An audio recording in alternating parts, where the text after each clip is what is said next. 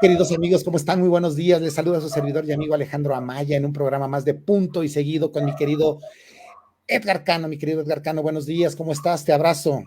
Hola, ¿qué tal? Muy buenos días, un gusto, un placer siempre aquí esta charla, siempre interesante en esta revista financiera, política, deportiva, está muy padre. Bueno, vamos a tocar en unos minutitos varios temas para que la gente se lleve la actualidad y se vaya súper bien informada con un análisis 360 grados de la realidad. Mi querido Edgar, en 2 días en nuestro país han asesinado a, a dos periodistas. Ahora matan a Patti Bumburi en Colima. Insisto, la segunda periodista asesinada en 2 días en nuestro país. Más de lo mismo, México, uno de los países donde ejercer el periodismo es un oficio de alto riesgo, donde los referentes de la comunicación o han tenido que salir del país o han sufrido encarnizadamente un acoso sin igual. Vamos a tratar varios temas, es decir, una prensa amordazada, una prensa acorralada. Te escucho. Sí, es complicado, es un país complicado, voy a extender la idea. No es un país complicado para los periodistas únicamente, es un país complicado para vivir, así nada más. Es una situación compleja, es un país complicado para el tablajero, para el panadero, para el empresario, para el empleado, para la gente que sale y toma la combi, el mexibus, el metrobús todos los días, es el abordar el transporte público, circular en las calles, vivir en ciudades, vivir en poblaciones de menos de 50,000 habitantes. Es un país complicado en sí mismo. Y bueno, todo esto incluye periodistas. Periodistas que, como bien dices, han tenido que salir del país. Se fueron del país por mordaza, por censura, por amenaza, por eventos fallidos, venturosamente fallidos, pero en especial ser periodista en los estados de la República o en comunidades que no son la capital de los estados, pues sí, sí es más peligroso. Es una situación triste, es una situación que, ¿cuándo se va a acabar? Pues no sé, pero ya que se acabe. Hace unos años, el Papa Francisco fue jurado por comentar. Anteriormente, el siglo pasado, decíamos, si algún país estaba mal, se está colombianizando.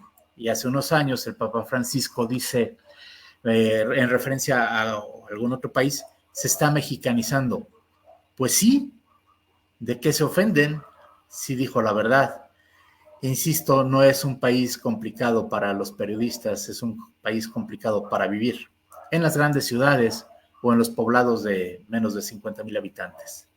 Mi querido Edgar, hay varios temas en el tintero. 8 de los 11 ministros de la Corte Suprema de México presentan oficialmente su renuncia. En este contexto, el Congreso mexicano declara la validez de la reforma de la supremacía constitucional tras aval de la mayoría de las legislaturas estatales. Quiero empezar a armar el rompecabezas. Amordazado el periodismo, doblegado y a modo, a modo la Suprema Corte, sin contrapesos. ¿Qué opinión te da esto? Pues tan solo la palabra supremacía es de llamar la atención. Podemos ubicar el término supremacista en la Alemania nazi. Podemos ubicar el término supremacista en los estados, en las regiones de la vieja Confederación Norteamericana, con la bandera esta de 4 triángulos rojos cruzados por unas franjas azul marino con emblemas blancos, en donde se habla de la supremacía blanca. Entonces, los supremacistas, ¿qué quiere decir de origen y etimológicamente la palabra? Estar por arriba de. Y este gobierno dice, yo estoy por arriba de cualquier cosa, de todo y de todos. Es complicado. Pareciera que si lo lees así a la letra explícita, dice que no se pueden interponer inconstitucionalidades contra lo que ya está constitucionalizado, por llamarlo de algún modo. Pero nótese de fondo, no te puedes oponer a mi palabra, no te puedes oponer a lo que yo diga. Ese pensamiento supremacista es harto peligroso, es de preocuparse. Hay otras dos lecturas preocupantes. Hay un líder sindical que es diputado de Morena, Pedro Aces, que estuvo en favor de la reforma de la supremacía constitucional y fue registrado el miércoles 30 en el tablero electrónico del Congreso. ¿Pero qué crees? El legislador no estaba presente en el salón de plenos. Y PAN lo acusó de que estaba en Nueva York en la serie mundial de los Dodgers Yankees, que hablaremos más adelante. Y al presentarse en la Cámara admitió que no estuvo presente el miércoles, donde fue registrada una votación de 340 en favor de la reforma. Aquí hago un paréntesis, muy rápido. Nuevamente, no solamente, aquí empiezo a embonar. Hablo del periodismo, hablo de nuestro sistema de justicia, y ahora hablo de una aplanadora en la Cámara Alta y en la Cámara Baja, que efectivamente está haciendo del país lo que quiere. Como prueba, basta ver lo de este líder sindical. Te escucho, mi querido Héctor. Me da mucha tristeza. En el siglo pasado, siendo yo, pues naturalmente con muchos años menos que ahora, y dándome cuenta de lo que sucedía en el país, leyendo en aquel entonces el periódico La Jornada, que era antigobierno, ahora es un pasquín inmundo, como diría aquel, leyendo Proceso, integrándome a diferentes movimientos, participé activamente para que el PRI dejara de ser supremacista, como lo era, como lo fue desde siempre, Díaz Ordaz, antes de Díaz Ordaz, Plutarco Elías Calles, no se diga, después con Luis Echeverría, López Portillo, Miguel de la Madrid, horrible, horrible. Participaba yo activamente, no había redes sociales, no había internet, no había celulares, con panfletos de la oposición al PRI, me subía yo a los camiones a pregonar y a repartir panfletos, me juntaba ahí con los que vendían dulces o pedían una monedita por contar chistes, pues yo contaba cosas de política y andaba ahí en los camiones en la Ciudad de México y andaba muy activamente partícipe de diferentes movimientos de oposición. Qué triste, sí se cayó el PRI, pero la oposición no supo ser gobierno y rápidamente, en un par de sexenios, bueno, no olvidemos a Manuel Bartlett, al consentido, secretario de Gobernación, cuando se cayó el sistema y que aparentemente ganó Cuauhtémoc Cárdenas, que se pasó del PRI a la oposición, fundó el Movimiento Nacional del FNR y luego el PRD. Y qué triste ver que el PRI regresó con otros colores. Yo diría que es la cuarta refundación del PRI. Nació con unas siglas, cambió a otras, luego cambió a otras, Partido Nacional Revolucionario, luego quedó en PRI, ahí se estuvo 70, 80 años, ahí sigue, aunque sea el cascarón. Pero en realidad el PRI está ahora bajo las siglas del Movimiento de Regeneración Nacional y en vez del color tricolor, de los colores tricolores, tiene el guinda. es el PRI. Pero pues como todo en esta vida, todo en cuestión humana, es remasterizado. Es el PRI versión 4.0. Es espantoso y sí le veo un buen nivel de peligro que regresemos a ser aquel PRI de mediados del siglo pasado, ni siquiera el PRI de los 80s, sino más feo, el de los 70s o el de los 60s, el de la Ciudadela o el de la Plaza de Tlatelolco. Dicen, querido Edgar, y perdón por la palabra, que no hay nada más peligroso que un pendejo con iniciativa. Pero en este caso, ni siquiera, de verdad, las cosas como son. Hay un montón de pendejos sin iniciativa. O sea, están en comisiones. Se hablaba, esto es verídico, en una comisión de educación. Digo, no tengo absolutamente nada en un trabajo digno de una persona que ejerce una labor para ganarse la vida. ¿Cómo te explicas que una diputada sin la mínima preparación, viniendo de gerenciar una sucursal de una tortería, digo, Sí. me voy a... Quisiera yo ser dueño de una tortería o de 10 torterías, No, pero no era el o dueño, gerenciarlas. era la gerente, era la responsable, ni siquiera tú La dijeras, encargada. Ajá. era la Está encargada de una bien, tortería. que Y eso de está pronto, bien. eso no es problema, ese no es problema. Aclaramos, no tenemos nada con un trabajo digno. ¿Qué hace una persona que gerenciaba una tortería, bueno, hipocampo para rápido? ¿Qué hace de pronto en una comisión de educación en nuestro país? Es para muestra basta un botón. Estamos en manos de personas que no tienen ni la más remota idea de a dónde llevar el destino de nuestro país.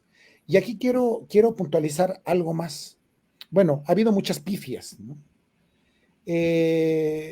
Sinaloa nos sigue recordando el estado fallido en México, el nivel de corrupción, las acusaciones de México contra Estados Unidos versus diciendo que lo secuestraron, o sea, de verdad, el nivel de diplomacia, narcotráfico, o sea, de verdad, no quiero ser pesimista, pero estamos retratando 300, es un análisis rápido, un escaneo rápido a la realidad actual de nuestro país. Te escucho, querido Edgar.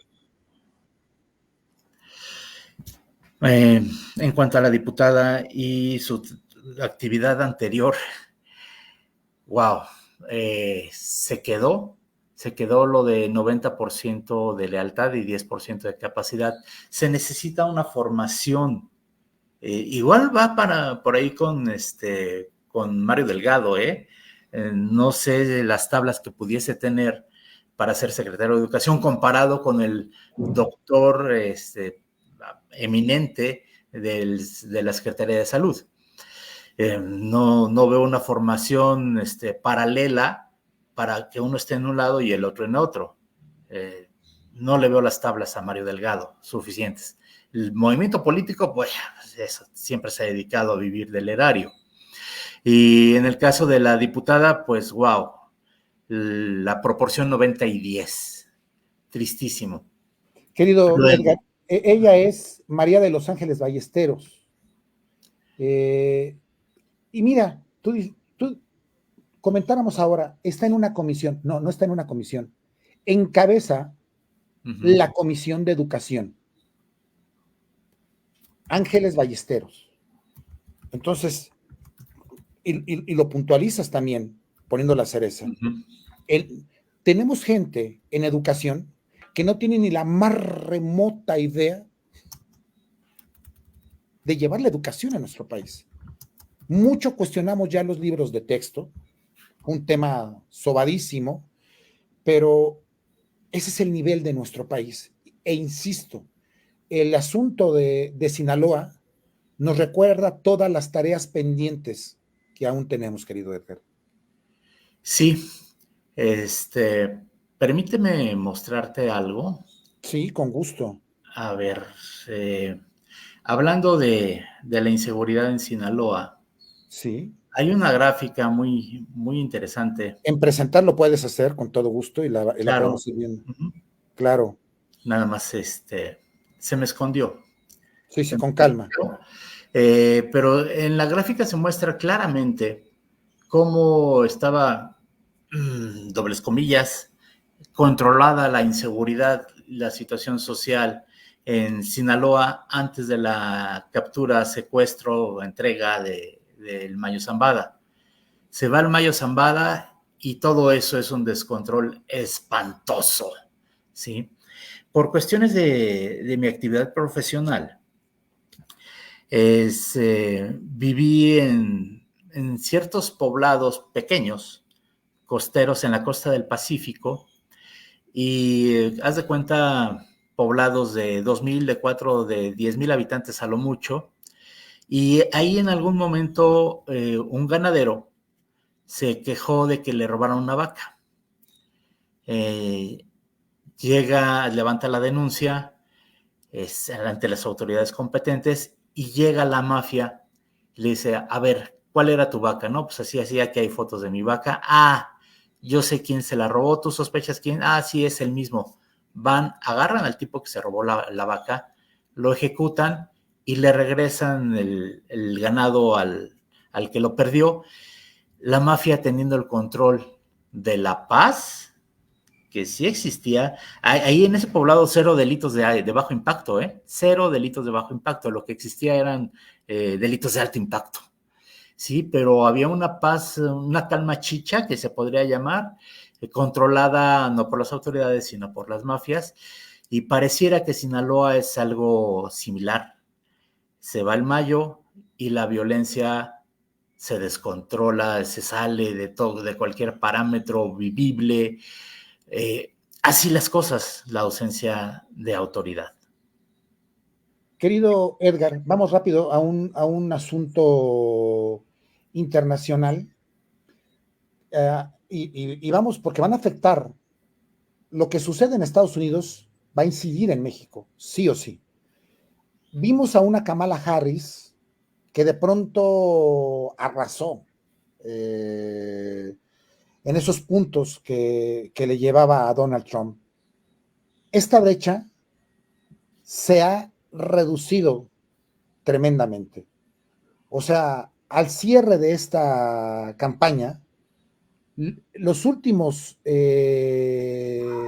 sondeos los ponen en una lucha muy cerrada. ¿Cuál es tu opinión? ¿Cuál es tu pronóstico? Pues que en una de esas puede ganar Donald Trump. Muchas encuestas en días anteriores muestran una ligera, muy ligera ventaja, prácticamente empate técnico por parte de Donald Trump, que cuando salió Kamala, baja Donald Trump, sube el Partido Demócrata y ahora ya están al revés. Francamente, hasta el día de antier. Las encuestas de ayer no las he visto honestamente, pero ya Donald Trump un poco arriba. En la ejecución, en el ejercicio como tal de impacto a México, no veo mucha diferencia. No es como que nos haya ido bastante bien con los gobiernos demócratas, ni con los republicanos tampoco. Es más o menos el mismo parámetro, el mismo estilo, a resultados finales. Lo que sí se gana con Kamala Harris es decencia. Es un poquito de respeto verbal y no las payasadas y movimientos circenses de Donald Trump y sus groserías. Eso sí hace diferencia. Por lo demás, no veo que haya un trato preferencial hacia México si gana el Partido Demócrata. Es de apenas un 1% la diferencia entre Kamala y Donald Trump. O sea, Kamala, según las encuestas, tiene un punto, pero esta va a ser un final fotográfico. No sabemos cómo se las gasten porque Donald Trump también sabe jugar sucio, muy sucio, y eso ya lo sabemos. Es de la única forma en que sabe jugar.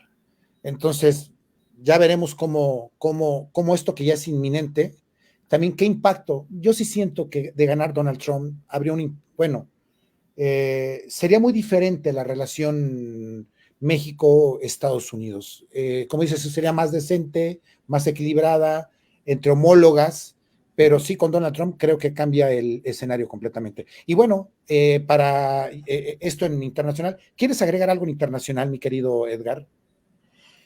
Sí, Donald Trump, al igual que aquel, no sabe perder, no reconoce una, aunque esté la evidencia de que ha perdido. Ya mandó invadir una vez el Capitolio, Es a lo que me refería. argumentando sin probar, sin presentar pruebas, lo que él quiso manejar con sus seguidores en la manipulación. Mi querido Edgar, pues vamos ya cerrando programa, unos minutitos. Fórmula 1 el pasado domingo, por eso decía, había mucho que comentar, hay mucho que comentar. Ferrari haciéndole la pifia a Red Bull, y mira que Sainz defendió muy bien ese primer lugar en México. Red Bull desdibujado desde Texas. Checo Pérez pues no está en su mejor momento, estuvo a punto nuevamente y por segunda vez consecutiva de no terminar la carrera. Ya no tuvo el mismo rendimiento después de ese encontronazo que tuvo.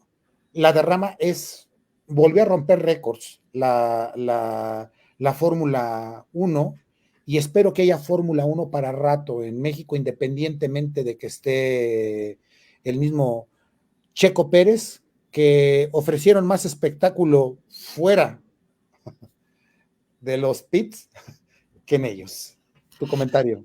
Fíjate que voy a ir aterrizando. Aparentemente no tiene mucho que ver, pero sí tiene mucho que ver en el fondo lo que voy a decir. Me acordé de Miguel Herrera cuando entrenaba al Herrera al América, que daba su alineación 1 o 2 días antes.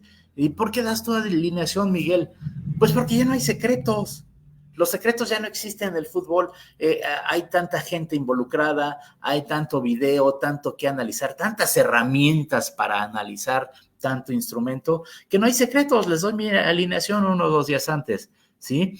Yo creo que secretos ya ni difícilmente el secreto industrial, la Coca-Cola, su fórmula súper guardada, que ahí sigue guardada, pero han salido tantos sabores ya tan parecidos. El Big Cola no es igual a la Coca-Cola, pero se parece tanto. Entonces, los secretos pareciera que han dejado de existir. Nace una hegemonía de Red Bull, dura un par de años. La información fluye de una forma o de otra. Se piratean a uno de los ingenieros de Red Bull, se lo llevan a otras escuderías y Red Bull es alcanzada y rebasada. El secreto industrial, ya sea por espionaje, por piratería de personal o por investigación, digo, todos son superingenieros automotrices, tienen sentido común, tienen conocimientos, tienen el background, tienen el know-how, saben cómo hacerlo, pues llega el momento en que alcanzan e incluso hasta rebasan. Eso pasó con Red Bull, el secreto industrial de qué moverle a la potencia de los motores, pues fue encontrado en otras escuderías, alcanzado, mejorado y rebasaron a Red Bull, y después Red Bull va a regresar. Y así es fascinante la evolución de las tecnologías, es la magia. Toda decisión que implique segundos es bien valorada, pero no deja de ser también la pericia de los pilotos. De verdad, hemos visto a las nuevas generaciones, me llama la atención porque creo que Verstappen todavía tenemos Verstappen para rato, que no es la misma edad que tiene nuestro querido Checo Pérez. Son varios años. O sea, pero esperemos que pronto recupere, y lo digo que espero que pronto, porque pertenece a una escudería en la que milita nuestro querido Checo Pérez. Bien, rápidamente, es imposible no hablar de la Serie Mundial. no sé, de verdad, ese quinto partido debe haber sido para Yankees. 5-0, No, no, luego, no, luego no, no, no, empezando.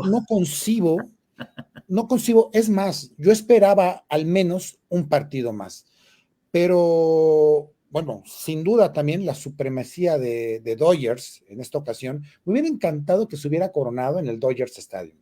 Bueno, eso no sucedió. Y de pronto ver dar una voltereta de esa magnitud, de verdad que de llamar la atención. Y me refiero porque se cometieron también muchos errores que costaron el no haber alargado al menos la serie con pronóstico reservado. Mi querido Edgar, te escucho.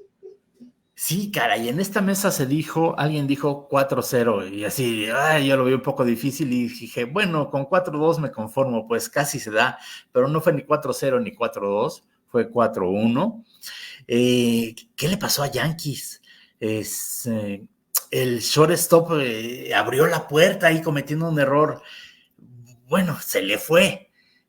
Un error sobre la jugada, digamos, sí fue un error y grande definitivamente y le abrió la puerta a Dodgers, pero después el error tan infantil, tan de primer grado del pitcher al ir un batazo sobre la línea del infield hit del lado derecho y del lado izquierdo para el equipo defensivo, la toma el primera base y en vez de ir como lo hacía el gran Fernando Valenzuela, siempre, nunca cometió ese error, siempre ir a la primera, asistir a su primera base que estaba cortando el batazo de hit, se quedó parado. ¿Qué onda? ¿Cómo por qué? Y pues ahí firmaron la sentencia los soberbios Yankees. Oye, bueno, a mí en lo particular me gustaba verlo, me gustó verlo por ESPN, el no, no, no, no, no, díganle que no, esa pelota, pero escucharlo, qué buenos grandes, hubo al menos dos Grand Slam, sí, ¿no? Sí, Bueno, dos. Freeman, qué bárbaro. Y de qué manera. Otani, ay, qué cosa de hombre, bueno, de verdad, o sea, fue fundamental. Yo pensé que cuando quiere alcanzar la segunda, tú recordarás que va de primera a segunda base, habían dicho que se había dislocado el hombro. Creo, y sí hubo Hubo algo ahí. pero bueno, lo rescatan y también se llevó en hombros al equipo. Qué curioso que sea un japonés el que esté en los reflectores a nivel mundial en el máximo circuito de béisbol. Bueno, ya lleva un rato, ya lleva unos años, las lesiones no lo han dejado brillar más, no lo han dejado ser más constante, pero entre Otani y Freeman se echaron el equipo al hombro y hicieron cosas extraordinarias, batazos de Grand Slam, como bien lo comentas, batazos a la hora buena, batazos por todos lados de los Dodgers y de Sí, cualquier sí. bateador, no solo del cuarto bat o tercer bat como es su clásico, sino de quien sea. Fue extraordinario y en los que yo destaco al coach y a Otani y a Freeman. Querido Edgar, vamos a dejar aquí, habíamos acordado unos minutos, se queda en el tintero y lo vamos a desmenuzar la próxima semana, el caso del presidente del señor Azcárraga y el entrampado que hay con FIFA. Es delicado el asunto, es muy delicado. Delicado, pues tuvo que dejar el cargo Sí, y momentáneamente, qué aparentemente. raro que pasen estas cosas en México. Ya nos habían dejado fuera de un mundial. ¿Fue el de España? ¿Estoy bien? E Italia 90. Italia 90. Hombre, eh, pinta, pinta que sí hay bastante colita que pisar y esta cuerda va a sacar varias correas. La próxima semana lo Ok, tratamos, así como estos asuntos. Te claro que agradezco sí. como siempre tu espléndido tiempo, tu visión acertada, crítica y objetiva. Mi querido Edgar Cano, te mando un fuerte Un abrazo, que abrazo, tengas un fin de semana espectacular, igualmente. día de celebraciones en nuestro, en Así nuestro es. país. Así es que tengas Un mucha abrazo. calaverita este fin de semana. Nos Igualmente, vemos. gracias. Hasta luego. Hasta luego. Te abrazo, querido amigo. Igualmente. Hasta luego. Gracias, amigos, por acompañarnos.